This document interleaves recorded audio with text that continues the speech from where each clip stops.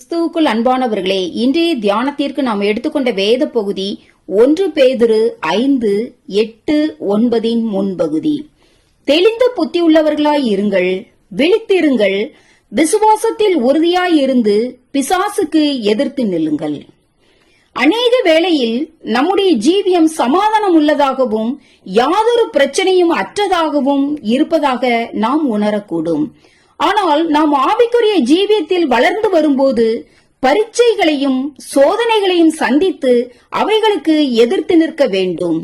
அதே சமயம் நாம் சந்திக்கும் யுத்தங்கள் சிலவற்றில் தோல்வியை கண்டால் உடனே நம்பிக்கை இழந்து இனி அவற்றுக்கு எதிராக போராடுவதை தொடராமல் விட்டுவிடலாம் என்ற முடிவுக்கு வந்துவிடக்கூடும். இப்படிப்பட்ட நிலையில் நம்முடைய மனதை மாம்சீகமான சிந்தனைகளும் பாவ எண்ணங்களும் மேற்கொள்ளுவதால் சாத்தான் நம்மை மேற்கொள்ளுகிறான்.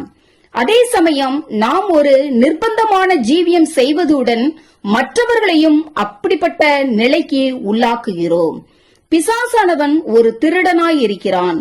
திருடுவதும் கொல்லுவதும் அழிப்பதுமே அவனுடைய திட்டமாய் இருக்கிறது. இதை நாம் யோவான் 10:10 பார்க்கிறோம். பிசாசானவன் மனிதனுடைய சமாதானத்தையும் சந்தோஷத்தையும் திருட விரும்புகிறான்.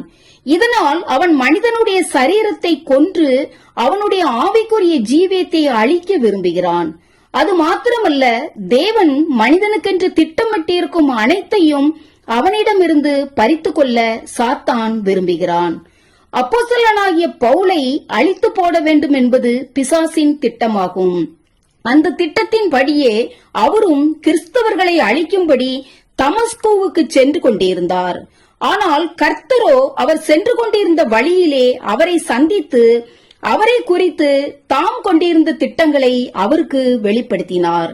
அதற்கு பின்னரே அப்போஸ்தலனாகிய பவுல் தர்க்கங்களையும் தேவனை அறிகிற அறிவுக்கு விரோதமாக எழும்புகிற எல்லா மேட்டிமையையும் நிர்மூலமாக்கி எந்த எண்ணத்தையும் கிறிஸ்துவுக்கு கீழ்ப்படிய சிறைப்படுத்த தொடங்கினார் என்று 2 கொரிந்தியர் 10:5 பார்க்கிறோம்.